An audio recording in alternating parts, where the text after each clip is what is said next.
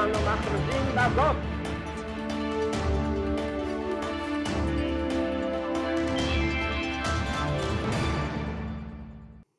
I'm Barry Shaw, and this is The View from Israel.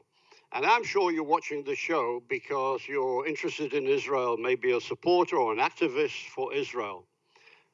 But how much do you really know about Israel, particularly today when our legitimacy is under attacks more than ever? So let's start the show by playing a game. How many of you know why April the 25th is so significant to the Jewish people, to Israel, and to our legitimacy? Have you ever heard of a place called San Remo? Do you know where it is, or what happened there, and why it's so historic, why it's so relevant to the Jewish people, and why we don't know about it today? So to help me solve this enigma, I've invited a very special guest, Uzi Dayan. Welcome to the show, Uzi. Welcome to the View from Israel. Hi, Barry. Shalom from Israel. Thank you for being with me. I hope you're going to help me solve the mystery of San Remo. Now, viewers, Uzi comes from one of the most illustrious families in Israel. He is the nephew of Moshe Dayan, a liberator of Jerusalem. Now, Uzi himself spent 30 years in the Sayeret Matkal. This is the elite commando unit. He rose to the rank of general. Uzi, I heard a story about you that you spilt blood defending Israel in Gaza, in Lebanon, and even in Syria. Can you tell us why you became such a generous blood donor? First of all, we've been to many other places, every place in the Middle East, from Libya to Iran. But as you know, we don't give details about that. Policy of ambiguity helps Israel in more than one field.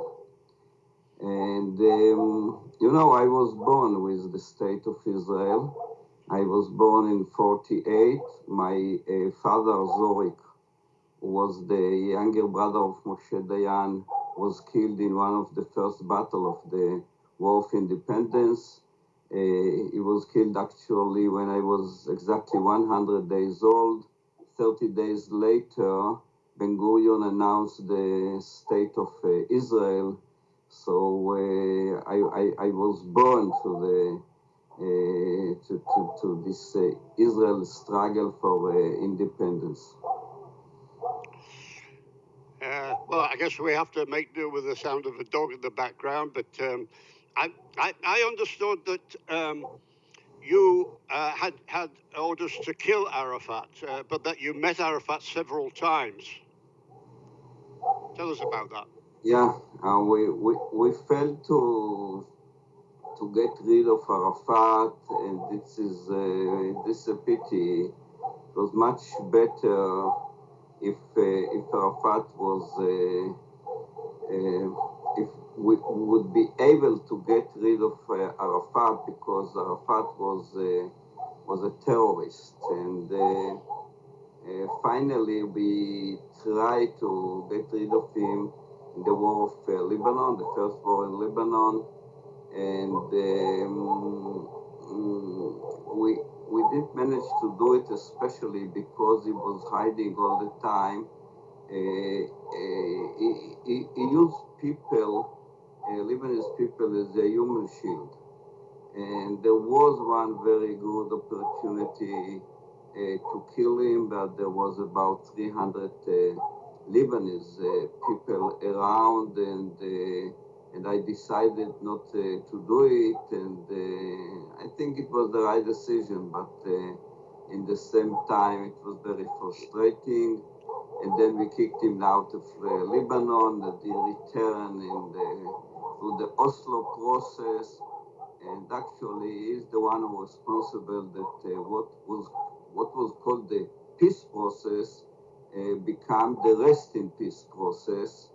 And we continue, of course, to build our Jewish democratic state with Arafat, without Arafat, and against all the terrorists, nowadays terrorists around. Yeah, well, Uzi, my take on Yasser Arafat, and I speak as one of the co-founders of the Netanya Terror Victims Organization after Arafat's gunmen and suicide bombers targeted my hometown several times. And some of the many hundreds of Israelis and Jews that were killed as a result of Arafat. Now, I remember at the United Nations that Arafat talked about bringing peace of the brave. But after he received the Nobel Peace Prize, my take on it is that he gave us peace of the grave. And I don't know if you share my feelings that Arafat remained to his dying day the most devious arch terrorist and certainly not a peacemaker. Let me tell you something. You see, terrorism is not an existential threat. We are really winning this war against terrorism. There is a simple test to it. See where the Palestinians were 50 years ago and where they are today, and where Israel was 50 years ago and where they are when we are today. It's very easy to see there are more and more Israelis, there are more and more Jewish people coming here. You know that by the year 2048 we are going to be 20 million people here in Israel. 15 million of them are Jewish, and there will be more Jews in Israel that there are Jews now all over the globe. So we have to look to the past and to the future and to continue this war, and we have to do it on our own. But coming back to your biography, you studied at the Hebrew University, and then you received a Master of Science in Operations Research, I understand, at Stanford. And then you entered politics, first as a founder of a new party, Tavnit, and later as a member of the Likud. And in the Knesset, and coming on to the purpose of this show, you proposed that Israel should have a new national holiday, a San Remo Day, to be celebrated in the sort of English calendar, April the 25th. Tell us why, in your opinion, San Remo was so important that it led you to this initiative. Yeah, I suggested and I put down offered legislation, a bill that make a San Remo conference, and especially the San Remo resolution in the same date. By the way, I offered it to be in the first day of Iyar, of the month of Iyar.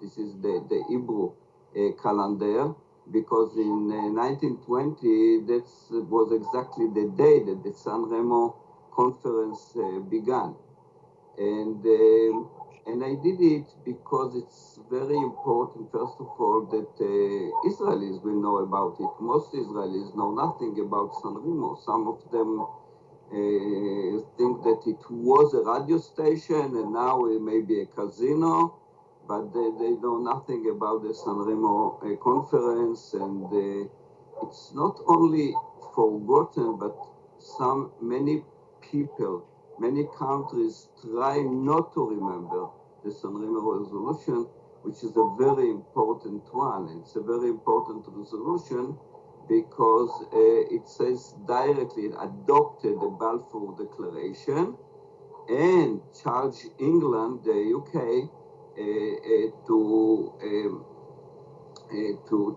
do it, to carry it on, and to give to the Jewish people a Jewish state in very extensive borders, by the way, more than from the river, the Jordan River, to the Mediterranean Sea.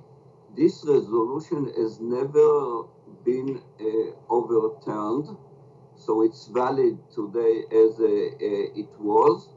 And so it's very important, first of all, to Israelis and to Jewish people to understand the deep legitimacy of a Jewish state. And two, it's very important to give ammunition to the people who speak like you and other on behalf of Israel and the right of Israel to exist. And finally, it's very important to the future of the state of Israel. By the year 2048, as I said, we are going to be more than 15 million Jews here, and it can be accelerated. And the way to do it, I choose it to be by putting down, by tabled a bill in the Israeli parliament, in the Knesset. And the reason is that, you know, in Judaism, it's not enough to remember. It's not enough to come and say, you should remember the resolution, the San Remo conference and its resolution. No, it's not enough, because by the time, if you just remember, you forget. And the way that Judaism dealing with such issues is very interesting. There is no, in Judaism, there is no zachor, remember, without shamor, keep. You have to, in the same time, not only to remember, but to keep and to do some activities about it. The most known one is Shabbat. In Shabbat, one of the 10 commandments, it says, Zachor et Yom HaShabbat leShomro. You have to remember Shabbat and keep it. So there are certain issues that you have to do, and what we did in this legislation is emphasizing what has to do in this. It's not a holiday, by the way, it's a commemoration day, which means there is no holiday on this day, but the Knesset and the parliament and the house of the president should commemorate here and mark it in a special meeting, and in the same time, the education system should teach it, should make a lot of activities in the schools, in the youth movement, in the youth organizations of Israel, the formal education, the informal education. And this is the way, together with the market it in the defensive forces in Israel, and the chief of staff is to make a special remarks on this day, and that way there will be a special day in Israel that people will talk about this resolution, that it's still valid and so important to the, not only to the Zionist movement and its achievements, but to the future of the state of Israel. I want to remind our viewers that San Remo didn't establish the state of Israel. That came later. But it did hand us the right to self-determination in our ancient land, a fact recognized a century ago by world leaders, but forgotten today. And it was a meeting in San Remo of the world leaders that created the legal right for the Jewish people to possess a homeland in Palestine. Today, too many people try to delegitimize the Jewish state, but we need to hammer away repeatedly and emphasize that the Jewish people did not take anything by force from any other nation, unlike the Arabs, but we reconstituted and reestablished our state. We need to hammer away at these two words in our historic legal documents that guarantee legitimacy to us: reconstitute and reestablished. And San Remo was confirmed later on in the League of Nations in Geneva, again by the world leaders at the time. And if anybody thinks that it has no relevance in the United Nations, it has been enshrined in Article 80 of the founding documents of the United Nations. So that this is the message that needs to be hammered home every day. Also, you know, for instance, that as a result, partly of what you tried to do, that Netanya dedicated a square in our town to run San Remo. It's called the San Remo Square. You attended that one. You attended the opening, correct?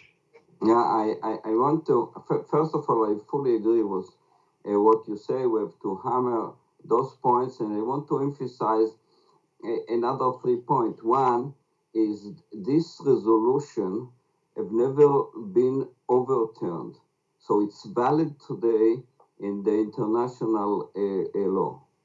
And two, it's not only about the right, it's also about the borders, because in San Remo, the Allies actually make an allocation of the Ottoman Empire assets, and this is one of the rare, maybe the only, and the first one who says that the state, the Jewish state, will be from the river, from the Jordan River to the Mediterranean Sea at least. Actually, you can, there are other lands but we don't want to frighten Jordan, okay? So let's say from the Jordan River to the sea, and this is very, very important because Israel not only has to be 20 million people and more, and we need place for those people, we need infrastructures, but also we want our children to live in a Jewish democratic state. In order to live,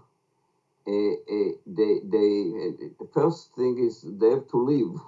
In order to live, we need minimal strategic depth. The average distance between the Jordan River and the Mediterranean Sea is 40 miles.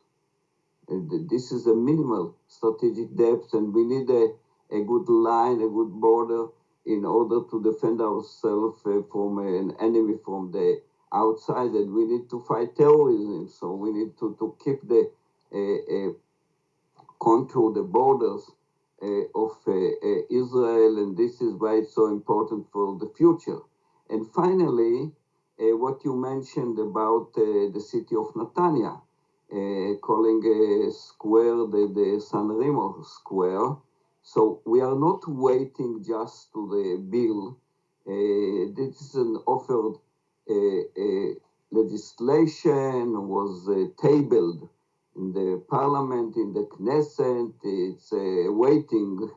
It's going through a process because there is a problematic relation within the coalition today in Israel, and the coalition in Israel, some of it consists of also some Islamic Brotherhood party, and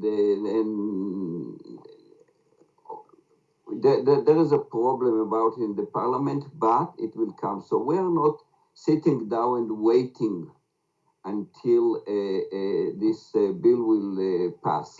What we are doing is calling places like this square in Netanya, making activities. We are going to make it on the 25th of April now in Israel, and a week later in the first day of month Iyar, which is the Hebrew calendar date.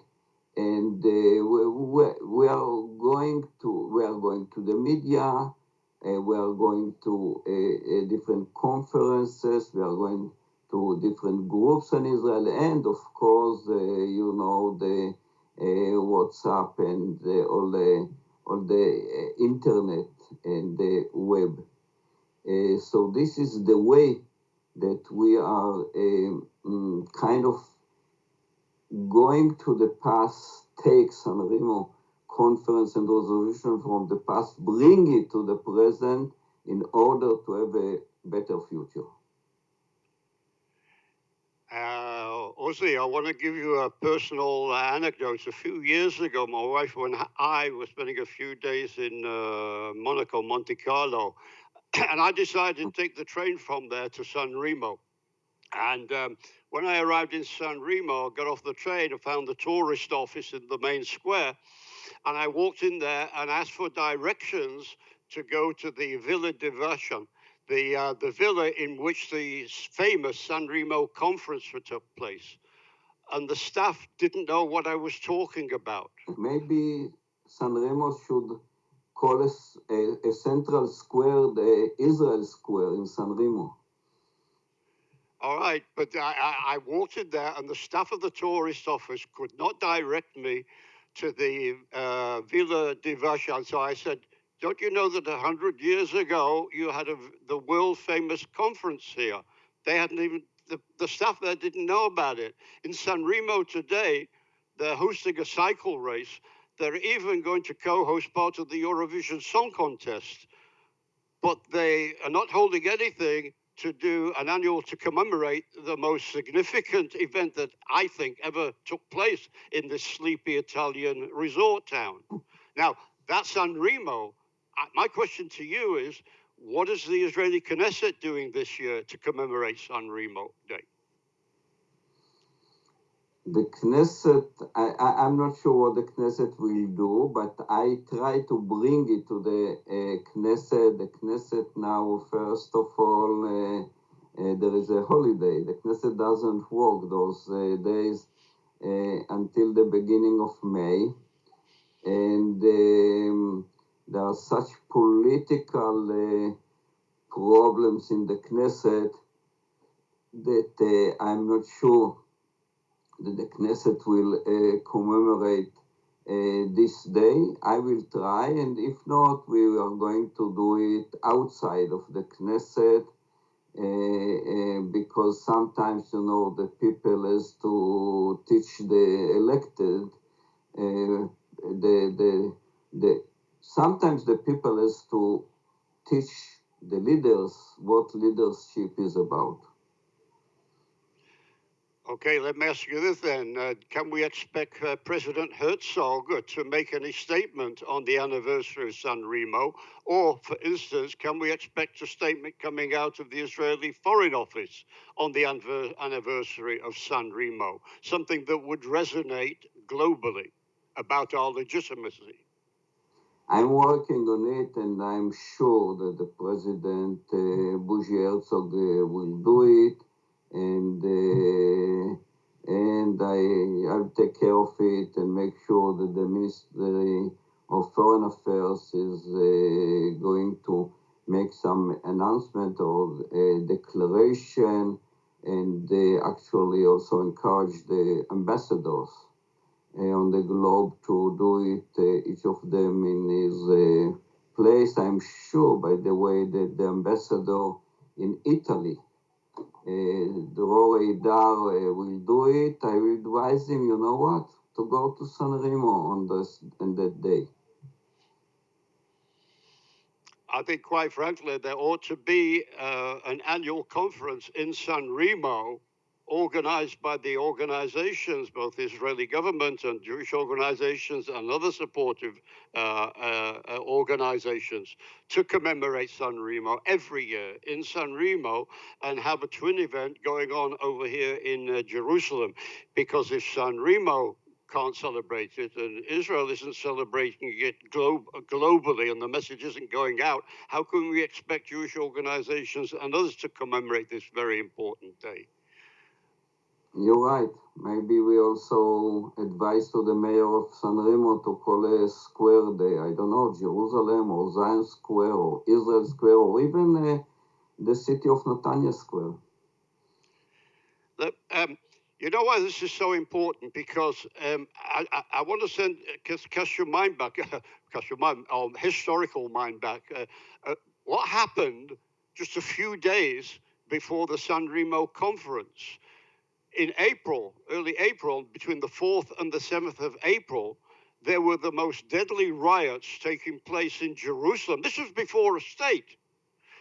And it was organized by the rebel riser, Ad Shamin al-Husseini, who used this Muslim festival to incite the people to riot, to destroy Jewish properties, rape the Jewish women, and kill the Jews in Jerusalem. And this later spread to other places like Hebron, where we had a massacre there. Why I want to make the point is because Hajj Amin al-Husseini fled from Jerusalem and he went to Iraq, to Mesopotamia, where he incited the people there of Iraq to rise up against the Jews over there in what we know, Jewish history knows as the Farhud, where Jews were slaughtered in Iraq. And the British were hunting for him, and he ran away from Iraq, and we all know where he went to, Uzi. He went to Berlin and met with Hitler. You're right, but you know we're going to continue and fight, and we are succeeding in it, and this is what our generation has to do. We will remember, and we will keep, and we will continue to build Israel as the state of the Jewish people. It's quite right, but you know, let me carry on with my story because it reverts back to you and part of your mission in Sayeret Matkal and afterwards, is because when Hajj Amin al-Husseini had to flee from Berlin, when he was actually organizing with Hitler the final solution of the Jewish problem here in the Middle East, he went to Egypt, he went to Cairo, and he mentored a young Egyptian young man whose name was Yasser Arafat. And we know what he mentored, Yasser Arafat. And this hatred of the Jew is continuing to this day, despite San Remo. And despite San Remo, what they're doing today is delegitimizing Israel wherever they can, both on the streets, in the media, on the universities, in the United Nations, in the European Union, and sadly, yes, even within today's United States administration as well. A lot of the delegitimization of Israel is going on, and I mention this because of the moves of the current administration to create a Palestinian consulate in our capital, Jerusalem. First of all, the San Remo resolution is one of the tools, an important one, but one of the tools on continue to fight for the freedom of the state of Israel. And we are going to use this tool as well.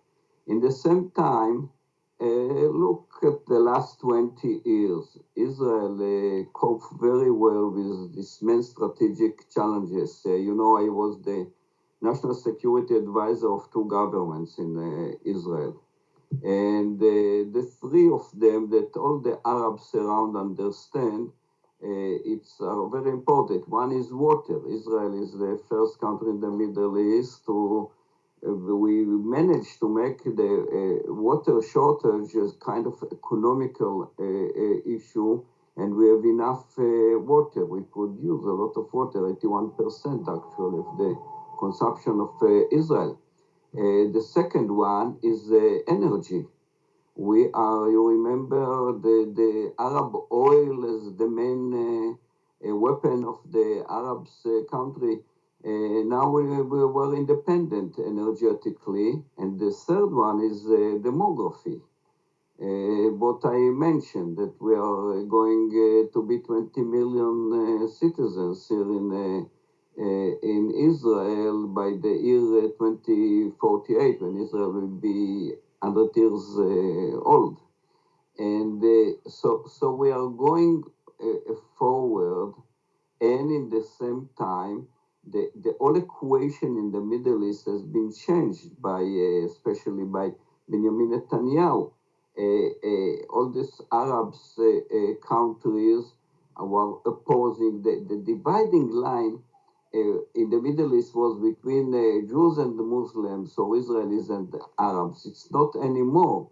Right now, the dividing line in the Middle East is between the bad guys, Iran, who try to use terrorism and in the same time build a nuclear capability, and the country who support and organizations support Iran.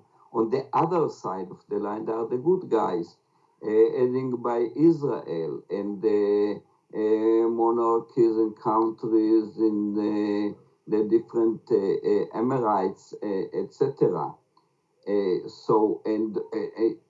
Including Jordan and Egypt, who really oppose not only terrorism but what they call a nuclear Shiite bomb.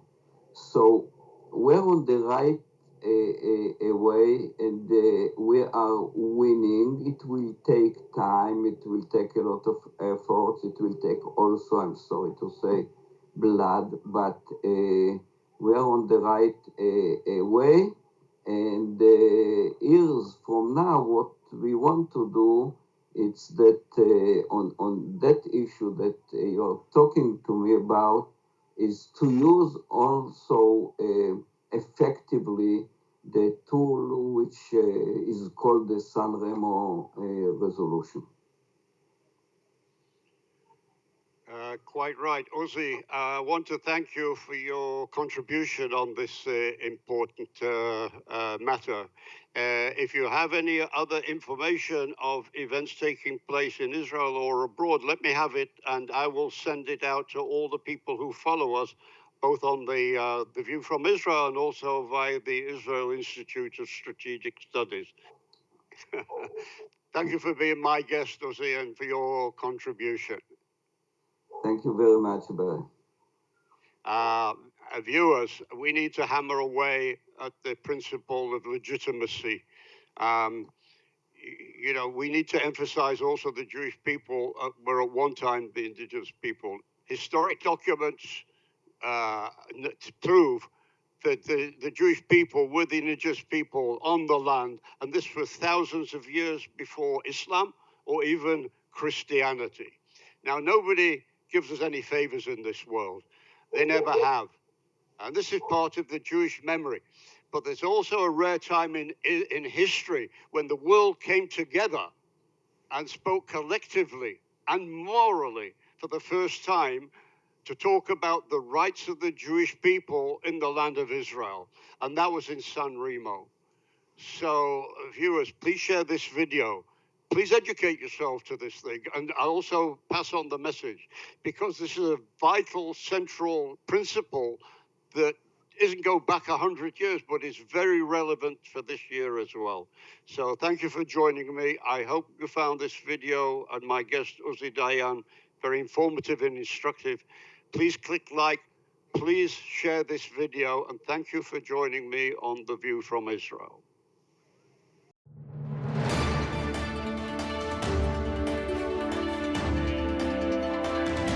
אנו מכריזים בזאת